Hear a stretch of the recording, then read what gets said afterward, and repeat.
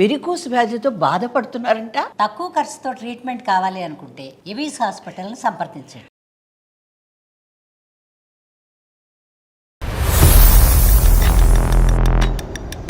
మా తోడుకోళ్ళు ఏమంటున్నారంటే మేము కిడ్నీ ఇస్తాము కానీ ఉన్న ఆస్తి మొత్తం మాకే ఇవ్వాలి, మాకే రావాలి.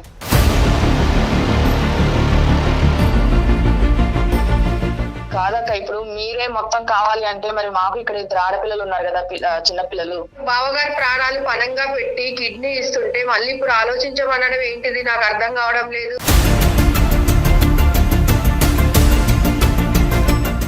మా మరిది అసలు నోట్లో నాలుక లేనోడండి, ఈమె కొంగున కట్టుకొని తిరుగుతుంది, మీకు తెలియట్లేదు. కిడ్నీ ఇచ్చేయడమే ఆపేస్తాను నేను. ఎందుకు వచ్చింది మాకు ఈ బాధ చెప్పండి. ఈ రోజు అతను కిడ్నీ మ్యాచ్ అయ్యేటట్టు అయితే కనుక అతనే ముందుకు వచ్చి ఉండేవాడు. అందుకే కదా సార్, మా వారి మ్యాచ్ కాబట్టే కదా మాకు ఈ కర్మ. మరి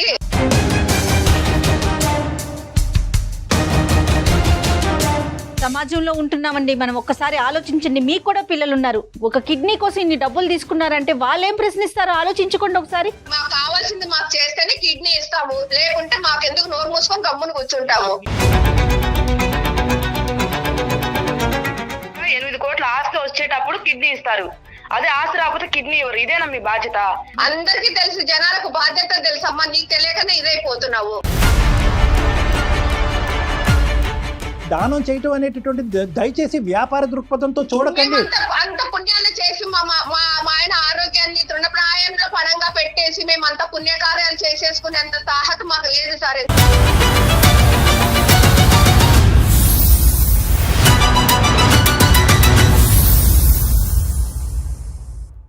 నమస్తే కళ్యాణ్ గారు. నమస్తే జయ గారు. కళ్యాణ్ గారు, అనురాధ అని ఒక ఆవిడ మనకి మెయిల్ చేశారండి. ఫ్యామిలీ ఇష్యూ అన్నమాట. కొంచెం వినటానికి కొత్తగా అనిపించింది. విషయం అయితే మన అందరికీ తెలిసిన విషయాలే, బట్ వాళ్ళ సమస్య అనేది కొంత కొత్తగా అనిపించింది. సో మీ సమాధానం కోసం మీరు ఎలాంటి సలహా ఇస్తారని చెప్పి వెయిట్ చేస్తూ ఉన్నారు. తప్పకుండా కాల్ చేద్దామండి. మనం అన్ని తీసుకుంటున్నాం కదా జయ గారు. స్టూడెంట్ ఆస్పెక్ట్స్ తీసుకుంటున్నాం, ఫ్యామిలీ, కెరియర్ ఆస్పెక్ట్, లవర్స్ అన్ని తీసుకుంటున్నాం. అన్ని జోనర్స్ టచ్ చేస్తున్నామండి మాక్సిమం. అంటే మనం ఒక ఏరియాకి స్టిక్ ఆన్ అవుతున్నాం అనేటటువంటిది ఇది కాకుండా. అవునండి. హలో హలో, అనురాధ గారండి? అవునండి, నేను జయానండి, అందమైన జీవితం ప్రోగ్రామ్ నుంచి కాల్ చేస్తున్నాను. మేడం చెప్పండి మేడం. నమస్తే అండి, బాగున్నారా? బాగున్నానండి, మీరు బాగున్నారా? బాగున్నానండి. మీరు మెయిల్ చేశారు. సో నాతో పాటు డాక్టర్ కళ్యాణ్ చక్రవర్తి గారు కూడా ఉన్నారు. సార్ నమస్తే సార్. నమస్తే అమ్మా. నమస్తే అమ్మా. అను చెప్పండి అనురాధ గారు, మీ వయసు ఎంత, మీ సమస్య ఏంటో చెప్పండి. మీ కెరియర్ ఏంటి? సార్ నా 33 సార్ నా ఏజ్. ప్రెసెంట్ హౌస్ వైఫ్ గానే ఉన్నానండి. సో నా ప్రాబ్లం వచ్చేసి మా ఇంట్లో మా అత్త మామలకి 2 కొడుకులండి. ఓకే. సో పెద్ద ఆయన వాళ్ళ వైఫ్, నేను, మా హస్బెండ్, మా వారు 2వ వారు. సో ఉండేవాళ్ళము. అయితే ఏం జరిగిందంటే మా మామయ్య గారికి కిడ్నీ ప్రాబ్లం వచ్చింది. కిడ్నీ ప్రాబ్లం రావటం వల్ల 2 కొడుకులను చెక్ చేస్తే మా బావగారిది మా మామయ్యకి సెట్ అయిపోయింది కిడ్నీ. అయితే ఇప్పుడు మా తోటికోడలు అనేది ఏంటంటే, ఆస్తి వచ్చేసి మొత్తం ఏదైతే ఉందో మాకు 2 ఎకరాల పొలము, 2 ఇల్లు ఇవన్నీ ఉన్నాయండి. మొత్తం ప్రాపర్టీ కలిపినా కూడా 8 crores మా వాల్యూ. సో మా బావగారి కిడ్నీ మా మామయ్య గారికి సెట్ అయింది కాబట్టి మా తోడుకోళ్ళు ఏమంటున్నారంటే మేము కిడ్నీ ఇస్తాము కానీ ఉన్న ఆస్తి మొత్తం మాకే ఇవ్వాలి, మాకే రావాలి.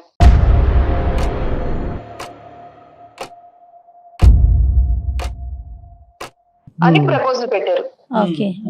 అంటే మీ బావగారి ప్రపోజలా, మీ తోటికోడల ప్రపోజల్ అమ్మా? మా తోటికోడల ప్రపోజల్. అంత జాయింట్ అంటే ఏం చేస్తుంటారండి అసలు ఫ్యామిలీ మొత్తం? అంటే మగవాళ్ళంతా ఏం చేస్తారు, మీ మామగారు ఏం చేస్తారు? మా మామయ్య గారు వచ్చేసి వ్యవసాయం అవి చేసుకుంటూనే ఇంట్లో ఉంటూ మొత్తం పొలాలు కౌలుకి ఇచ్చేసి అవన్నీ చూసుకుంటూ ఉంటారు ఈయన. సో మా బావగారు మా హస్బెండ్ 2 కూడా జాబ్స్ చేస్తుంటారు. ఓకే. అంటే ఈ పరిస్థితి రాకముందు మామూలుగా అన్నదమ్ముల మధ్యన కానీ తోటికోళ్ల మధ్యన మీ తోటికోళ్ల మధ్యన రిలేషన్షిప్ ఎలా ఉందమ్మా జనరల్ గా? అంటే ఈ ఆస్పెక్ట్, ఈ సిక్నెస్ రానంత వరకు ఓకే సార్, బానే ఉండేది, ఇబ్బంది అయితే ఉండేది కాదు కానీ బట్ ఏ ఇంట్లో చిన్న చిన్న మనస్పర్ధలు అయితే ఉంటాయి కదా. అంటే జాయింట్ ఫ్యామిలీ అమ్మా, అందరూ కలిసి ఉంటారా? అవునండి. అత్తయ్య మళ్ళీ మీకు పిల్లలు ఉన్నారండి. మాకు 2 పిల్లలు అండ్ మా బావగారి వాళ్ళకి కూడా 2 పిల్లలండి. ఇప్పుడు ఇతని సిక్నెస్ ఎప్పటి నుంచి అమ్మా? ఇతని కిడ్నీ సమస్య ఎప్పటి నుంచి ఉంది? 6 months నుంచి ఉందండి. చూసేదంతా మీరమ్మా? అంటే బేసికలీ అవును. సర్వీస్ అంతా మీది.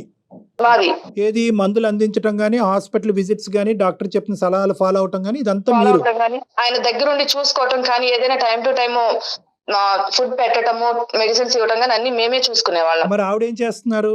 ఆవిడ గానీ ఆవిడ- లేదంటే మీ బావగారు ఆవిడ ఏం గానీ? లేదండి, జస్ట్ పైన మా తోడుకోవడం మెంటాలిటీ ఏంటంటే పైన షాప్ చేసేసి మొత్తం బాధ్యత నేనే తీసుకుంటున్నాను, ఈ ఇంటి మొత్తాన్ని నేనే నడిపిస్తున్నాను అన్న వేలో క్రియేట్ చేస్తారు బయట చూసే జనాలకి. అర్థమైంది. కానీ ఇది ఒక ఎత్తు. కానీ అన్నదమ్ములు ఏమనుకుంటా ఉంటారు అంటే మీ ఇద్దరు తోటికోడలు డిస్కషన్ ఒకటే, ప్రధానంగా బాధ్యత వాళ్ళిద్దరిది కదా. వాళ్ళు ఏమంటా ఉంటారు ఈ ఇష్యూలో? అంటే డొనేషన్ చేయడానికి అతను రెడీ అయినా? మా డొనేషన్ చేయడానికి మా బావగారు రెడీ. మీ మామగారు రెడీ అయినా తీసుకోవటానికి? ఎప్పుడైతే ఇంకా ఆయనకి ప్రాణాల మీదకి వచ్చింది, ఖచ్చితంగా ఇంకొక కొన్ని డేస్ లో ఆపరేషన్ చేయాలి అన్నారు, సైలెంట్ గా ఉన్న మనిషి కోస్తా ఇప్పుడు మళ్ళా వచ్చి ఓకే నేను ఇస్తాను, కానీ మాకు ఆస్తి మొత్తం ఏదైతే ఉందో అదంతా మా పేరు రాయాలని చెప్పేసి అంటున్నారు.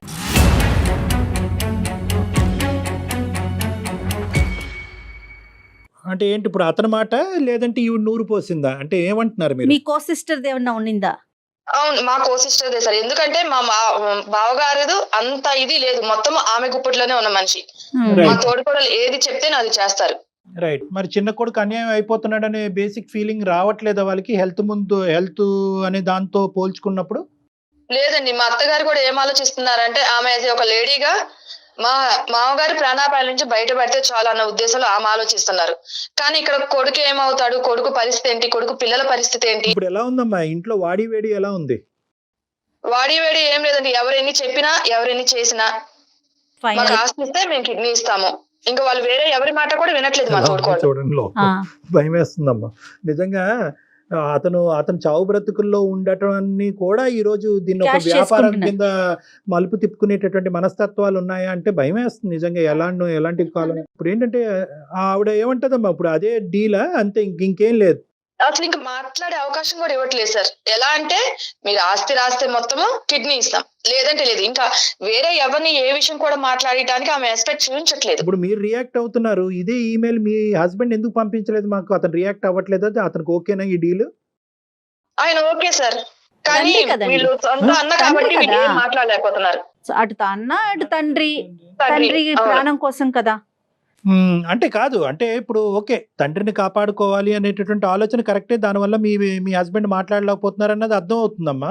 కానీ అవును. రేపొద్దున ఏంటి ఇంత చిల్లర డీల్ చేస్తున్నారు ఏంటి వీళ్ళు అనేటటువంటిది అతను కోపంగా లేదా? బ్రదర్ని నిలదీయలేదా? ఏంటి అన్నయ్య ఇది తప్పు కదా అని అనలేదా?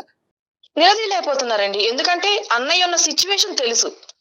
ఇక్కడ ఏదైనా ఈయన ఎదురు తిరిగి అన్న కాదు అని అంటే రేపు అన్న పరిస్థితి ఏంటి? అన్నను కూడా పట్టించుకోదు, ఈ ఆస్తి కోసం ఇది చేస్తుంది కాబట్టి రేపు అన్నను కూడా పట్టించుకోదు అన్న మెతకతనాన్ని చూసి ఈయన కూడా ఏం మాట్లాడలేకపోతున్నారు. ఇప్పుడు ఇతను కిడ్నీ మ్యాచ్ అవ్వలేదా అమ్మా? లేదండి, మా హస్బెండ్ కిడ్నీ మ్యాచ్ అవ్వలేదు. మ్యాచ్ అవ్వలేదు. ఒకప్పుడు మ్యాచ్ అయ్యి ఉంటే కనుక ఇతను కూడా ముందుకు వచ్చి ఉండేవారు అవును, డొనేట్ చేయడానికి వితౌట్ ఎనీ అడిగారు. డీల్స్. మా హస్బెండ్ కూడా అడిగారు, సార్ ఒకసారి చూడండి, ఫస్ట్ అనింది కూడా మా హస్బెండే, No. నా కిడ్నీ అన్న మ్యాచ్ ఏదైనా చూడండి, మా నాన్నగారికి నేను ఇస్తాను అని చెప్పారు. కాదమ్మా, ఈ రోజు మీరు మాకు ఈమెయిల్ పంపించడానికి ప్రధానమైన కారణం ఏంటమ్మా? ఆవిడ అంత బలంగా డీల్ క్లోజ్ చేసినప్పుడు మా దగ్గర నుంచి మీరు ఏమి ఎక్స్పెక్ట్ చేస్తున్నారు అనురాధ గారు? మా పిల్లల కోసం మా బావగారు వీళ్ళందరూ ఉన్నారు కాబట్టి ఎటు నుంచి ఏ సమస్య రాకుండా మీరు ఏదన్నా తగిన సలహా ఇస్తారు. ఆమె ఎవరి మాట వినే సిచ్యువేషన్ లేదు. మేము ఎవరినైనా కూర్చోబెట్టి పెద్ద మనుషులు కూర్చోబెట్టి మాట్లాడాలన్నా కూడా వినే సిచ్యువేషన్ లేదు. పెద్ద మనుషుల మాట కూడా ఆవిడ వినట్లేదు. ఇప్పుడు ఎంత టైం ఉందమ్మా మనకి ఈ డిస్కషన్ కి? ఇప్పుడు ఇది ఇంపార్టెంట్ కదా, అతని ప్రాణం కంటే మించింది ఏదీ లేదు. అవును, ఎంత వయసు ఉండొచ్చమ్మా మీ మామగారికి? మా మామగారికి 69 ఉంటాయండి. 69 years. ఇప్పుడు ఎంత టైం ఉందని చెప్పారు డాక్టర్స్? అంటే ఎంత టైం లోపల మనం సర్జరీకి వెళ్ళాలి, ఐ మీన్ ట్రాన్స్ప్లాంటేషన్ ట్రాన్స్ప్లాంటేషన్. కి వెళ్ళాలి? 1 week అండి. అబ్బో, అయ్యో, కాబట్టి ఆమె ఇంత గట్టిగా కూర్చున్నారు. అది థ్రెట్. ఇది లిటరల్లీ చెప్పాలి అంటే ఇది ఒక బ్లాక్ మెయిల్ థ్రెట్ అనుకోవచ్చు. బెదిరింపే. రెడ్ మీద టైం ఎక్కువ లేదు, తక్కువ టైమే ఉంది.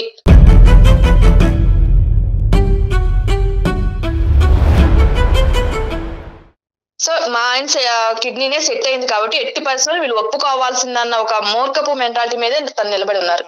బట్ వర్స్ట్ కమ్ సినారియోలో ఏంటంటే పెద్ద ఆయన ప్రాణాలే కాపాడాలి, ఒక 1 week ఉంది అనేటటువంటి ఆలోచనతో తర్వాత సంగతి తర్వాత చూద్దాం అనే ఉద్దేశంతో మీరు ఆస్తిని వదులుకోవడానికి రెడీగానే ఉన్నారా? సో ఇక్కడ 2 ఉన్నాయి సార్. ఒక పక్క మామయ్య గారి పెద్ద మనిషి, ఆయన ప్రాణం. రెండో పక్క 2 ఆడపిల్లలు, చిన్న పిల్లలు. ఎవరు? మీకు. మీకు నాకు అది వాళ్ళ భవిష్యత్తు అనేది ఇక్కడ నిర్ణయిస్తున్నట్టుగా అవుతుంది, అంతే కదమ్మా? అవును అవును రైట్ రైట్. సో ఆ రెండిట్ల మధ్యన చిక్కుకుపోయారు మీరు ఇప్పుడు. అవును. కానీ మా వారిలో ఏదైనా గవర్నమెంట్ జాబ్ అయితే మనకి ఫ్యూచర్ హోప్స్ అనేది ఉండేది సార్. ఈయన చిన్న ప్రైవేట్ జాబ్, ఈయనకి వచ్చే జీతంతో ఇద్దరు ఆడపిల్లల్ని చదివించి. బావగారండి ఇప్పుడు ఒకటేంటంటేనమ్మా, ఇది నేను ఒక డాక్టర్, లీగల్ ఇష్యూస్ మాట్లాడకూడదు, కానీ ఎన్ని ఒప్పందాలు జరిగినా కూడా పెద్దవాళ్ళ మధ్యన అతని కిడ్నీ గురించి ఇవ్వచ్చు, హార్ట్ గురించి ఇవ్వచ్చు, కానీ ఏంటంటే at the end of the day ఇద్దరు కొడుకులకి ఈక్వల్ రైట్స్ ఉంటాయి.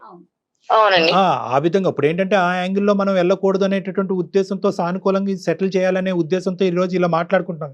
నిజంగా ఇది దాని వరకు వస్తే కనుక ఇద్దరికి సమాన హక్కులు ఉంటాయి. సమాన హక్కులు ఉంటాయి. ఈవెన్ లీగల్ గా కూడా వెళ్ళొచ్చండి అంత టైం ఉన్నట్లయితే. లీగల్ గా వెళ్ళొచ్చు, ఇప్పుడు వెళ్ళొచ్చు, రేపు పొద్దున ఆపరేషన్ అయిన తర్వాత కూడా వెళ్ళొచ్చు. కానీ ఏంటంటే ఆ పోరాటం ఎలా ఉంటుందంటే ఇంకా మొత్తం కుటుంబాన్ని అంతా విడదీయటం అవుతుంది. రెండో అంశం ఏంటంటే అది ఆ లీగల్ లెక్క చెల్లాలి అంటే కనుక కొన్ని సంవత్సరాలు పట్టొచ్చు. కొన్ని సంవత్సరాలు పట్టొచ్చు. అలానే మామయ్య గారు అయితే ఎవరైతే ఉన్నారో ఆయన కూడా ప్రాణాలు ఇది ఉండాలి కదా. అదేలేం. సో ఏదన్నా కూడా ఒక సానుకూలమైనటువంటి వాతావరణంలో నిర్ణయం తీసుకుంటే మంచిది అన్నట్టుగా మీరు మార్క్ చేశారు. ఒకసారి ఏమైనా మాట్లాడదామండి మీ కో సిస్టర్ తో, ఆవిడ మాట్లాడతారా? తప్పకుండా మేడం, ఒకసారి కలుపుతాను. కలపండి. మీరు మాట్లాడే వ్యక్తి మీ కాల్ ని హోల్డ్ లో పెట్టారు, దయచేసి లైన్ లో వేచి ఉండండి. ఆప్కా కాల్ హోల్డ్ పర్. హలో అక్క. చెప్పమ్మా. ఎక్కడున్నారక్క? ఇంట్లో ఉన్నాను. నువ్వు ఇంకా ఊరికి రాలేదా? లేదు. ఎలా ఉంది ఇప్పుడు? మామయ్య గారికి ఎలా ఉంది? హాస్పిటల్ తిరుగుతున్నాం, వస్తున్నాము. ఇంకొక వారం రోజుల్లో ఆపరేషన్ ఉంది కదా, నువ్వు ఇంకా అక్కడే కూర్చుంటావా? లేదు, రావాలి. కానీ మీరు ఆస్తి గురించి ఏమన్నా ఇంకొకసారి ఆలోచించారా? ఇప్పుడు ఆలోచించడం ఏముంది? కాదక్క, ఇప్పుడు మీరే మొత్తం కావాలి అంటే మరి మాకు ఇక్కడ ఇద్దరు ఆడపిల్లలు ఉన్నారు కదా, చిన్నపిల్లలు, వాళ్ళ భవిష్యత్తు గురించి అయినా ఒకసారి ఆలోచించి మళ్ళీ నిర్ణయం తీసుకున్నాక. అయినా ఇంత రిస్క్ తీసుకొని మేము కిట్టి మార్పిచ్చి బావగారిని మేము ఎట్లా చూసుకోవాలా? ఒక మనిషిని ఆయనను గాజు బొమ్మలాగా కాపాడుకొని రావాలి. ఆయనను ప్రాణం పణంగా పెట్టి మామగారికి ఒక జీవితాన్ని ఇస్తుంటే నువ్వు ఇలా మాట్లాడడం నాకు అర్థం కావడం లేదు. సరే అక్క, ఎన్ని చెప్పినా నువ్వు వినాలా లేవు. అందుకే అందమైన జీవితం అనే ప్రోగ్రామ్ నేను మెయిల్ పెట్టాను, మన ఇష్యూ గురించి, మన సమస్య గురించి. వాళ్ళెందుకమ్మా, అత్తయ్య గారు అన్ని నిర్ణయం తీసుకున్న తర్వాత మళ్ళీ మాట్లాడడం. నమస్తే అమ్మా. నమస్తే అండి, నేను జయానండి, అందమైన జీవితం ప్రోగ్రాం నుంచి. సారీ అండి, మీకు తెలియకుండా తను జస్ట్ మీ సమస్యని ఒక పరిష్కారం కోసం అన్నట్లుగా మాకు ఒక మెయిల్ చేశారు. నమస్తే అమ్మా, గాయత్రి గారమ్మా, మీ పేరమ్మా? నమస్తే సార్, నా పేరు గౌతమి సార్. గౌతమి, సారీ గౌతమి గారు. అమ్మ ఇప్పుడు చూడండి, మీకు ఇదేంటంటే వారం రోజుల్లో సర్జరీ పెట్టుకుని ఇదంతా చాలా అసందర్భంగా మీకు అనిపించవచ్చు. కానీ ఏంటంటే ఎంతమంది పెద్ద మనుషులు వచ్చినా చెప్పినా కూడా నాకు అతని ప్రాణాలు ఎంత ఇంపార్టెంటో ఇక్కడ నాకు రావాల్సినటువంటి మొత్తం షేర్ అంతా నాకే రావాలి అనేటటువంటి అభిప్రాయం. ఎందుకంటే మా హస్బెండ్ రిస్క్లోకి వెళ్ళి అతను డొనేట్ చేస్తున్నాడు అనేటటువంటి ఆలోచన మీకు ఉన్నా కూడా కొంతమంది చూసేటటువంటి ప్రేక్షకులు కానీ నాలాంటి వాళ్ళు కానీ అవును కదా, అతను కూడా ప్రాణాలకు పణంగా పెట్టి ఒక కిడ్నీ డొనేట్ చేయటం, రేపొద్దున ఇతని కిడ్నీకే ఏదైనా ప్రాబ్లం వస్తే కనుక ఈ పిల్లల భవిష్యత్తు ఏంటి అనే పరిస్థితి ఏర్పడటం వల్ల అతను బహుశా ఇది ఆస్తికి ముడిపెట్టచ్చు అనేటటువంటి ఆలోచన ఉన్నా కూడా ఎక్కడో ఇది సిచ్యువేషన్ని అడ్వాంటేజ్ తీసుకుని మీరు దీన్ని ఒక వ్యాపార రీత్యా ముందుకెళ్తున్నట్టు నాకు అనిపిస్తుందమ్మా. అంటే ఈ వర్డ్ నాకు, అంటే మీరు ఎంత సేవ చేస్తున్నారు మీ మామగారికి, మీరు ఎంత ముందుకు రావాల్సింది వచ్చింది. ఎందుకంటే ఎంత తండ్రి అయినా కూడా డొనేట్ చేయటం అనేటటువంటిది ఒక పెద్ద ప్రక్రియ. ఎందుకంటే డోనర్కి రెసిపియంట్కి ఈక్వల్గా హెల్త్ రిస్క్ ఉంటుంది. ఇతనికి ఎనస్థీషియాలోకి వెళ్ళాలి, రేపొద్దున ఇతనికి ప్రాబ్లం వస్తే కనుక ఇంకో సమస్య రావచ్చు, ఇలాంటి రకరకాలు ఉంటాయి. సో ఇక్కడ మీరు చేసినటువంటి సాక్రిఫైస్ ఎంత గొప్పగా మాట్లాడుకోవచ్చో, మీరు అడిగినటువంటి డిమాండ్ వల్ల మీరు మిమ్మల్ని అంత కిందకి దిగజార్చుకున్నారు అనేటటువంటి అభిప్రాయం నాకు కలుగుతుందమ్మా. ఇదేదో డీల్ కుదుర్చుకున్నట్టు అనిపిస్తా ఉందండి వింటుంటే. లేదు మేడం ఆ మాట అస్సలు అనకండి. మీకు తెలియని ఒక విషయం చెప్పమంటారా? తను నా తోడికోడలే కాకుండా నా సొంతం చెల్లెలు కూడా మేడం. మేము ఇద్దరం ఒకింటి నుంచి ఇక్కడ వచ్చినాం మేడం.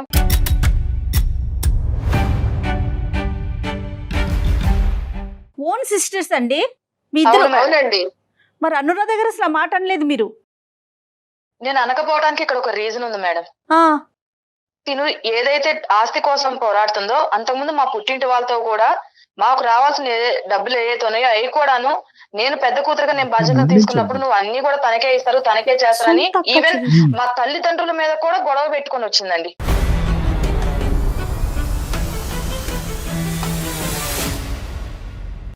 సో దానివల్ల వాళ్ళని ఏమైందమ్మా? కనీసము ఇక్కడికి వచ్చిన తర్వాత ఏనాడు కూడా వాళ్ళు తిన్నారా, వాళ్ళు ఉన్నారా, వాళ్ళు ఏం చేస్తున్నారు అనేది తనకు అనవసరం అండి.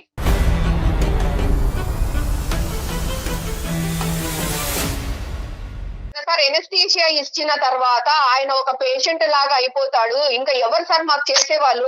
ఆయన ఒక కిడ్నీ ఇచ్చిన తర్వాత ఎంత ఆరోగ్య సమస్యలు. అమ్మా నిజ జీవితంలో ఏంటంటే పేషెంట్ అయ్యేదానికి అంటే ఎనస్థీషియా ఇవ్వటం వల్ల ఒక రిస్క్ తీసుకుంటారని మనం మాట అంటున్నామే గానీ రిస్క్ ఫ్యాక్టర్ అసలు ఎంత వరకు ఉంటుంది డాక్టర్ గారు? Medical risk factor 30% ఉండొచ్చమ్మా. ఎందుకంటే డోనర్ కి ఎందుకంటే కనుక ఒకటి ఎనస్థీషియా అనేటటువంటి అంశం, రెండోది ఏంటంటే ఒక మేజర్ సర్జరీ అనేటటువంటి అంశం, మూడోది ఏంటంటే కనుక తండ్రికి కిడ్నీ డిసీజ్ ఉంది కాబట్టి కొడుకు కూడా కిడ్నీస్ ఇన్ఫెక్షన్ రావచ్చు అనేటటువంటి మూడో అంశం.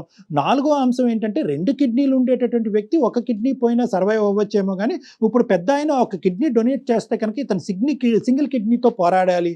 సో ఇటువంటి రిస్క్ అయితే మాత్రం ఒక 30% ఉంది అని మనం చెప్పుకోవచ్చు. కానీ దాన్ని డొనేట్ చేయటం వల్ల ఆ రోజు నుంచే డొనేట్ చేసిన రోజు నుంచి ఇతను పేషెంట్ అయిపోతాడు కాబట్టి బెడ్ రిడెడ్ అయిపోతాడు అంటానికి లేదు. అతనికి కంపెన్సేషన్ గా మొత్తం ఆస్తి అంతా నాకే ఇచ్చేయాలి అనేటటువంటిది అది దుశ్చర్య, అది కరెక్ట్ కాదు. అది నేను ఆవిడకి అర్థమయ్యేటటువంటి విధంగా చెప్తున్నాను. ఇక్కడ రిస్క్ ఉంది అనేటటువంటి అంశం మనం ఈ రోజు పరిగణలోకి తీసుకున్న గౌతమి గారు, ఇక్కడ ఏంటంటే రిస్క్ ఉంది కాబట్టి ఆ రిస్క్ కంపెన్సేషన్ గా ముందే మాకు కంపెన్సేషన్ ఇవ్వాలి కాబట్టి అని చెప్పి 30% ఉన్నటువంటి రిస్క్ కి ఈ 8 crores కి ముడిపెట్టేసి ఇదంతా ముందే తీసేసుకుందాం అనేది స్వార్థం కాదు సార్. ఒక మాట 30% రిస్క్ ఉందని చెప్పినప్పుడు మరి అంత రిస్క్ తీసుకొని ఈమె పిల్లల్ని చూసి ఇవన్నీ చేసిన తర్వాత మేము ఇంత చేయాల్సిన అవసరం ఏముందండి? మా కిడ్నీ ఏమో పుణ్యానికి మా ఆయన కిడ్నీ దొబ్బేస్తారు.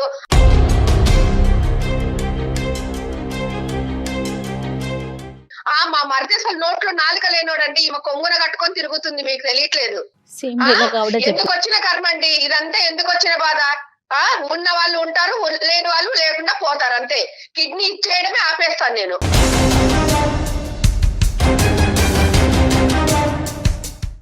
ఎందుకు వచ్చింది మాకు ఈ బాధ చెప్పండి. పెద్ద మనుషుల ముందు కూడా ఇట్లే మాట్లాడతారు. సరిపోద్దండి, బయటకేమో అన్ని చేస్తున్నాము, నేను చేస్తున్నాను, బయట జనాలందరికీ నేనేదో కష్టపడుతున్నానని చూస్తారండి. ఇంట్లో పనులు చేసే వాళ్ళకి ఇవన్నీ కుదరదు కదండి. కాదండి, సొంత ఒక తల్లి కడుపును పుట్టిన మీ ఇద్దరు ఇట్లా పోట్లాడుకోవచ్చు ఒక చిన్న విషయానికి, అది డబ్బుల కోసమా? ఒక పక్కన పుట్టినీళ్ళు, ఒక పక్కన మెట్టినీళ్ళు. ఆల్రెడీ మీ ఇద్దరికి ఒక బంధం ఉంది, రక్త బంధం ఉంది. ఏం కళ్యాణ్ గారు, బయట నుంచి వచ్చిన పిల్లలు కూడా కాదు. అసలు నాకేం మాట్లాడాలో కూడా అర్థం కావట్లేదు. ఉందనే జయ మేడం, నేను ఇన్నాళ్ళు అక్క కదా, నాకు తోబుట్టు కదా, ఇప్పుడు కాకపోయినా రేపైనా అర్థం చేసుకుంటుందిలే. కనీసం నా పిల్లలంటే అక్క అంటే ఆమెకి పిల్లలే కదా. అంతే కదా. లేదు అన్ని విధాలుగా ఇప్పుడు సరే అయిన తర్వాత అంత రామాయణం చేస్తున్నారు నువ్వే కదా ఇప్పుడు. ఇప్పుడు ఒకటమ్మా, ఇక్కడ బేసికలీ నాకు ఒక్కటి అర్థం కావట్లేదు, అసలు నోట్లో మాటలు కూడా రావట్లేదు. నాకేంటంటే ఎవరైనా ఒక బయట వ్యక్తికైనా ఒక కిడ్నీ ఇస్తామని చెప్పి ప్రామిస్ చేసిన తర్వాత వెనకడిగేయటానికి కూడా మనసు ఒప్పదు. ఎందుకంటే అది మానవతా దృక్పథం. ఇది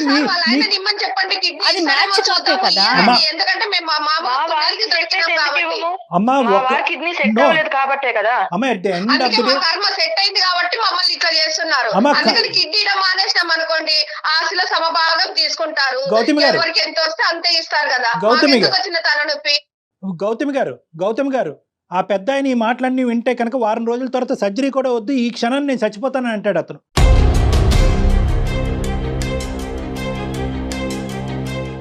దయచేసి ఈ మాటలు ఇప్పటికైనా ఆపండి, కొద్ది కనువిప్పు రానివ్వండి, ఒక ఆలోచనతో మాట్లాడండి, ఒక మానవత్వం మాట్లాడండి ప్లీజ్.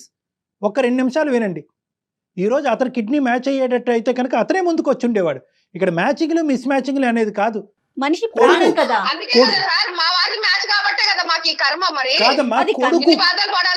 అమ్మ కర్మ అనేటటువంటి మాట అంటూ మీరు దయచేసి ఆ కిడ్నీ ఇవ్వాల్సినటువంటి అవసరం కూడా లేదమ్మా. ఇది దరిద్రం ఇది. ఎందుకంటే కనుక ఆ కర్మ అనుకునేటటువంటి ఆలోచనతో మీరు మీ ఆయన ముందుకు వచ్చి కిడ్నీ ఇచ్చినా కూడా మ్యాచ్ అయినటువంటి కిడ్నీ మిస్ మ్యాచ్ అవుతుందేమో. అది బాధ్యత కాదా మీకు? ఎందుకంటే ఇవ్వటం అనేటటువంటిది కేవలం శారీరకమైనటువంటి మ్యాచింగ్ ఒకటే కాదమ్మా, సైకలాజికల్ మ్యాచింగ్ అనేది కూడా ఇవ్వాలి, ఉండాలి. అక్కడ ఇచ్చేటటువంటి వాళ్ళు అమ్మ ఇచ్చేటటువంటి వాళ్ళు బాధ్యత అంటే ఏంటక్క? 8 కోట్ల ఆస్తి వచ్చేటప్పుడు కిడ్నీ ఇస్తారు, అదే ఆస్తి రాకపోతే కిడ్నీ ఇవ్వరు. ఇదేనా మీ బాధ్యత? మీ బాధ్యత అనేది ఇక్కడ కనిపించట్లేదా జనాలకి?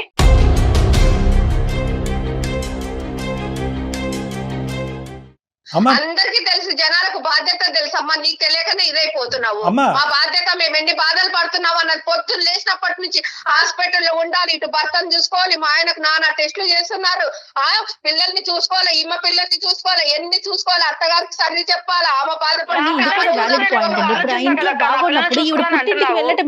చూసుకునేటప్పుడు నువ్వు ఆలోచిస్తావు కదా. కాదమ్మా పిల్లల గురించి ఆలోచన రావట్లేదు. అనురాధ ఇప్పుడు ఒకటి ఇక్కడ ఏంటంటే ఆవిడ ఎప్పుడైతే కనుక కిడ్నీ ఇవ్వటానికి డబ్బులకి ఆస్తులకి ముడిపెట్టిందో ఆవిడ ఆటోమేటిక్ గా చెడు అనే కేటగిరీలోకి వెళ్ళిపోయింది. కానీ ఇక్కడ ఆవిడ చెప్పేటటువంటి ఒక వ్యాలిడ్ పాయింట్, మిమ్మల్ని అడగవలసినటువంటి ఒక ముఖ్యమైనటువంటి అంశం ఏంటంటే, ఇంట్లో ఇంత స్ట్రెస్ టెన్షన్ ఉన్నప్పుడు, ఆవిడ అంత కష్టపడుతున్నప్పుడు మీరు ఎందుకు ఆ బాధ్యతను పంచుకోవట్లేదు? పోనీ హాస్పిటల్ పరమైనటువంటి అంశాల్లో మీరు అది చేసుకోలేనప్పుడు అట్లీస్ట్ కుటుంబానికి సంబంధించినటువంటి బరువు బాధ్యతలు మీరు చేపట్టచ్చు కదా. ఏ రోజు వచ్చి వంట చేయదండి, ఏ రోజు వంటగదికి వచ్చి వంట చేయదు. ఆమె పిల్లలు కానీ కనీసం అని అంటే తెలుసా, పెద్దమ్మని నా దగ్గరికి పరిగెత్తుకుంటూ వస్తారు. ఏదైనా కావాలంటే వాళ్ళు నన్నే అడుగుతారండి. నిద్ర మంచం లేస్తే పిల్లలు నా దగ్గరికి వస్తారండి, నన్నే ప్రతి ఒక్కటి అడుగుతారండి. మీరు రెస్పాన్సిబిలిటీ వంట చేయనీది పిల్లలు వస్తారంటుంది కదా. వంట చేయకపోవడానికి కారణాలు ఏంటంటే, కూరగాయలు కోసి ఇచ్చి మొత్తం సిద్ధంగా పెట్టాను నేను వండాలి, నేను వంట నలుగురు తినాలి, ఈ అమ్మాయి చేస్తుంది వంట చేస్తుంది అనిపించుకోవాలా. నా పిల్లలు పెద్దమ్మ అది ఇది అంటే మొత్తం బీరువా తాళాలు గాని, డబ్బు వ్యవహారాలు గాని అన్ని ఆమె నడపాలి.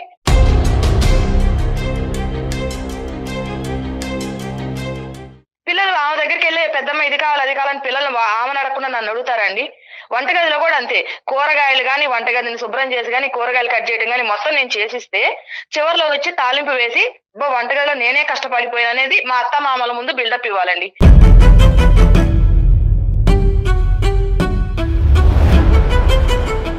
అమ్మ అనురాధ గారు అండ్ గౌతమ్ గారు, దయచేసి వినండి. మీ తోటకోడ ఎంత దారుణంగా మాట్లాడుతుందో చూశారు కదా సార్ మీరు. ఇంత దారుణంగా మాట్లాడడం ఎక్కడైనా చూసారా? ఎవరు తక్కువ తెలియలేదమ్మా, ఎవరు తక్కువ తెలియలేదు. అనురాధ గారు, గౌతమ్ గారు, పెద్ద కోళ్ళు, చిన్న కోళ్ళు, అక్క చెల్లెలు ప్లస్ అక్క చెల్లెలు, ఇంతకంటే దరిద్రమైన ఇంకెక్కడ మేము చూడలేదమ్మా. సార్ ఈమెకన్నా ముందు నుంచి నేను చేస్తున్నానంటే ఇవన్నీ నేను ఒక గాడిన పెట్టుకొని వస్తే కదా సార్ అవుతున్నాయి పనులన్నీ. చెప్పండి అమ్మా, మీరు చెయ్యండి ఏమన్నా అవుతాయా చెప్పండి. మీరు అక్క చెల్లెలు అవుతేనే ఈ స్థాయిలో కొట్టుకుంటున్నారు. మీరు నిజంగా కూర్చున్నామా, అందంగా రెడీ అయినామా, ఏ ఫంక్షన్ లకు వెళ్ళాలన్నా ముందుండడము అంతే. వెనకాల మేమన్నీ చేపించి చెంది రెడీ చేసి పెట్టుకొని అన్ని చేస్తే పొద్దు నుంచి రాత్రి పడుకునేటప్పుడు వరకు ఎన్ని చెయ్యాలంటే అన్ని చేస్తున్నాము.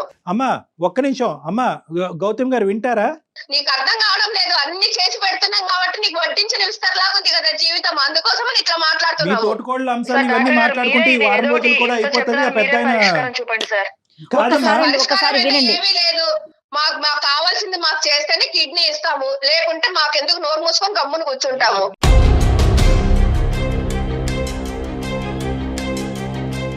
నీ కిడ్నీ ఇవ్వాల్సిన పరిస్థితి వస్తే ఇంకెంత రెచ్చిపోయేదాను, అతని కిడ్నీ కాబట్టి సరిపోయింది.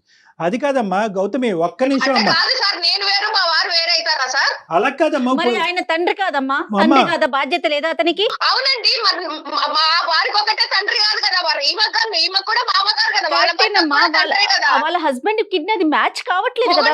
కుక్కిన పెయిన్ లాగా కూర్చొని చేయకుండా చడి చప్పుడు లేకుండా చెప్పేసి మా పెత్తనాలు జలాయిస్తుంది ఇప్పుడు. కాదమ్మా,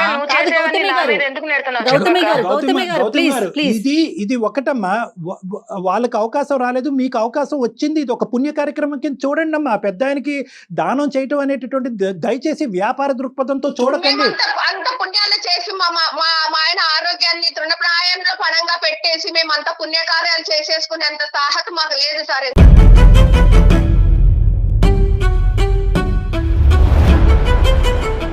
డబ్బులు ఇస్తే కనుక ప్రాణాలు పణంగా పెట్టేస్తారు, అంతే కదా మీరు చెప్పేది? 8 కోట్లు మొత్తం ఆస్తి అంతా కూడా మీరు మింగేస్తే కనుక ఒక మనిషిని కాపాడుతున్నారు కదండి. ఎవరు కాపాడుతున్నారమ్మా? తన తండ్రి ప్రాణాన్ని కాపాడేటటువంటి ఒక పుణ్యం ఆ అబ్బాయికి దక్కుతుంది అనేటటువంటి ఉద్దేశంతో కాపాడండి. కాపాడుతున్నాడు కాబట్టి మొత్తం ఆస్తి అంతా.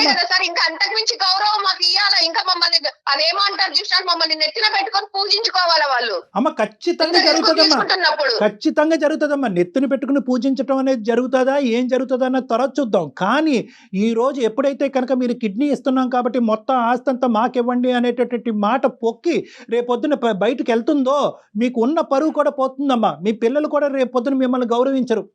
ఏంటమ్మా మీరేనా వ్యాపారం చేశారు తాతయ్య కిడ్నీతో అనేటటువంటి మాట మీరు మీ పిల్లల్ని అడిగేటటువంటి జీవితాంతం పరిస్థితి వస్తే కనుక భరించాలండి. భరించలేరమ్మా. డబ్బులు ఈ రోజు కాకపోతే రేపు వస్తాయమ్మా, ఆస్తులు ఈ రోజు కాకపోతే రేపు వస్తాయమ్మా. విలువల గురించి మనం ఇక్కడ పోరాడేది, విలువల గురించి ఈ విలువల గురించి పోరాడేటటువంటి క్రమంలో మీరు ఇక్కడ పంచాయతీలు పెట్టుకుని నువ్వు చేసింది ఏమీ లేదు, అంతా నేనే చేస్తున్నాను, అన్ని కార్యక్రమాలు నేనే చేస్తాను కాబట్టి మొత్తం నాకే ఇచ్చేయాలి అనేటటువంటిది ఎంతవరకు సబబు అమ్మా, ఎంతవరకు న్యాయం?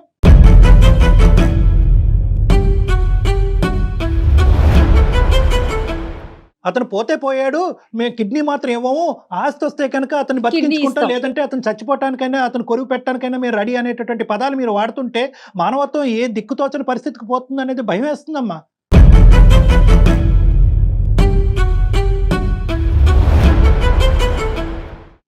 మీ ఇంట్లో మగాళ్ళు ఉన్నారా, కొడుకులు ఉన్నారా, మీ ఆడవాళ్ళు నోరులు మూయించరా, మీ నోర్లు మూయించరా, వాళ్ళకి వ్యక్తిత్వం లేదా? అన్నదమ్ములు ఇద్దరు కలిసి కట్టుకు వచ్చి తండ్రి ప్రాణాలను కాపాడాలని ముందు చూపుతో ముందుకెళ్ళి మీ ఆడవాళ్ళని మీ నోట్లకి టేపులు వేస్తే కనుక మేము ఈ దరిద్రం వినవలసినటువంటి అవసరం కూడా మాకు లేదు.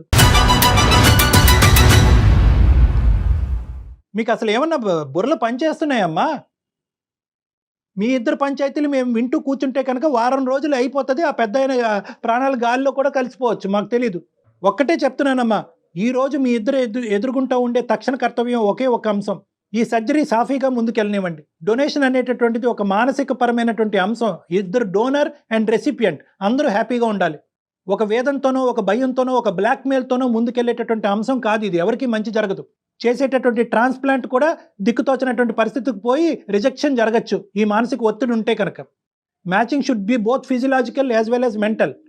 కాబట్టి దయచేసి మీ ఆడవాళ్ళు ఇద్దరు కూడా కాసేపు నోరు మూసుకుంటే కనుక తర్వాత జరిగేటటువంటి కార్యక్రమం ఏది ఉంటే కనుక, ఈ ఆస్తులు, ఈ గొడవలు, ఈ అంశాలు ఏమన్నా ఉంటే కనుక ఒక సానుకూలమైనటువంటి వాతావరణంలో మనందరం కూర్చుని ఇంకొకసారి ఒక అవకాశం తీసుకుని మాట్లాడుకుందాం. మీ అభిప్రాయానికి అయితే నేను ఏకీభవిస్తాను డాక్టర్ గారు. నేను ఆలోచించుకొని చెప్తానండి. ఏం ఆలోచిస్తావు చెప్పు, నాకు తెలియక అడుగుతాను. ఏం ఆలోచిస్తావు తల్లి నువ్వు? ఇవ్వాలా లేదా అన్నది ఆలోచిస్తావు? దయచేసి ఆ మాట అనకమ్మా, భయం వేసేస్తుంది, గుండెల్లో రైలు పరిగెడుతున్నాయి.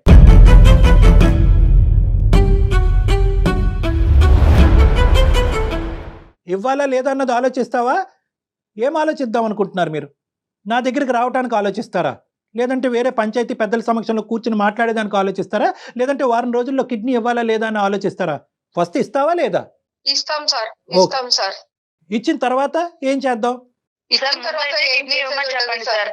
తర్వాత మీ దగ్గరకు వచ్చేసి మీ సమక్షంలోనే ఏదైనా రాతకోతలు ఉన్నా కూడా, ఏదైనా ఫైనల్ డెసిషన్ ఉన్నా కూడా మీ సమక్షంలోనే ఒక మీ లాయర్ నిర్ణయంతోనే ముందుకెళ్తాం సార్. కాదమ్మా, ఒక అడ్వకేట్ ని పెట్టుకుని ముందు డాక్టర్ గారు చెప్పినట్టు సజావుగా ఆ సర్జరీ ఏదో అయితే ఆ పెద్ద ఆయన కొంచెం ఊపిరి పీల్చుకుంటాడమ్మా. అది అయిపోయినాక కూర్చుందాం.